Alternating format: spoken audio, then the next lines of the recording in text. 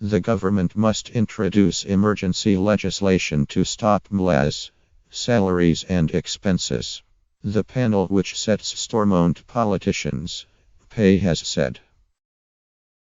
Alan McQuillan, Pat McCartan, and Dr. Etta Campbell have told Secretary of State James Brokenshire that spending £1 million a month on MLAs can't be justified when the institutions aren't functioning.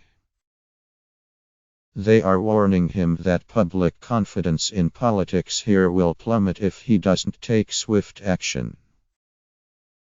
The former Independent Financial Review Panel, IFRP, members have claimed that even paying MLAs a reduced salary and expenses rate can't be justified while the assembly is mothballed. Mr. McQuillan, a former SNI Assistant Chief Constable, last night told the Belfast Telegraph, "The time for shilly-shallying is over. The Secretary of State must grasp the nettle on this issue." Last week, he published emergency legislation to clear the way for the collection of rates in Northern Ireland. He must now be decisive and move this week in the House of Commons to begin the process of stopping MLAs' pay. Following the announcement of the Westminster election last week, Mr. Brokenshire extended the deadline for a talks deal to June 29.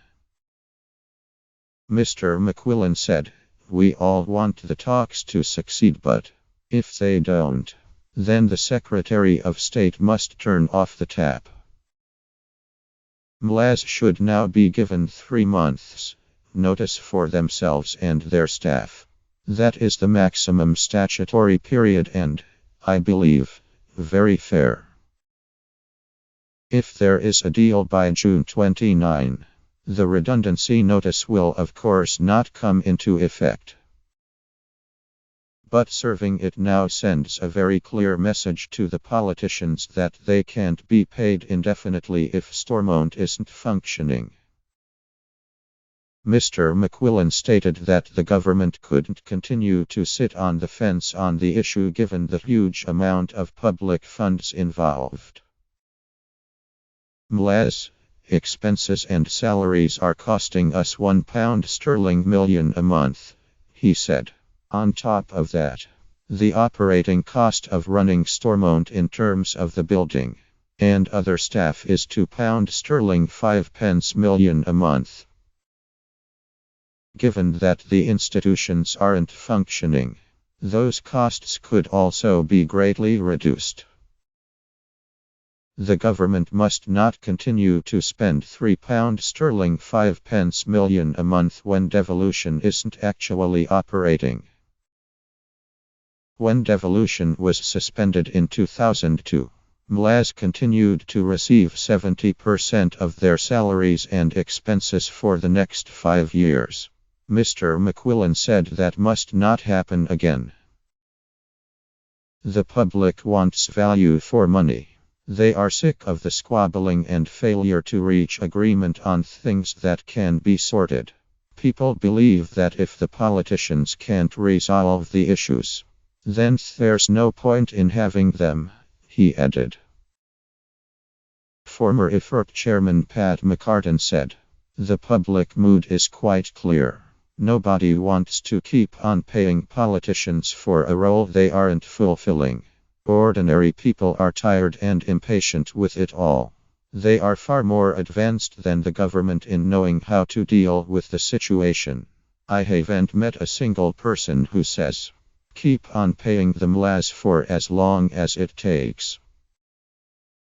A former chairman of the Belfast Health and Social Care Trust, Mr. McCartan added, "In any other area of employment, notice would already have been served, and the contracts terminated of those not doing what they were paid to do. In the circumstances, the 3 months paid notice we are recommending is generous." Mr. McCartan said that if devolution wasn't functioning, there was no need for MLAs to be paid expenses to run their constituency offices. We have 18 MPs, 462 councillors, and 3 MEPs to meet the public's needs. We are not an underrepresented place, and there are no burning issues which only MLAs can deal with, he commented. In a 4-page letter sent to the Secretary of State last month, the 3 former IFRP panel members set out their views on stopping MLAs pay. In a 2-paragraph letter of reply seen by this newspaper, the Secretary of State thanked the trio for contacting him but said that MLAs, salaries, and expenses remain an issue for Stormont, not Westminster. Mr. McQuillan said, James Brokenshire is technically right, but he has the power to change this. On Friday, he began the process of introducing legislation to the House of Commons to provide for the setting of a Northern Ireland regional rate, and enable household bills to be issued. If he can change the law in order to collect money, he can do the same to save public money. He has the power to do that very easily. He needs to exercise it.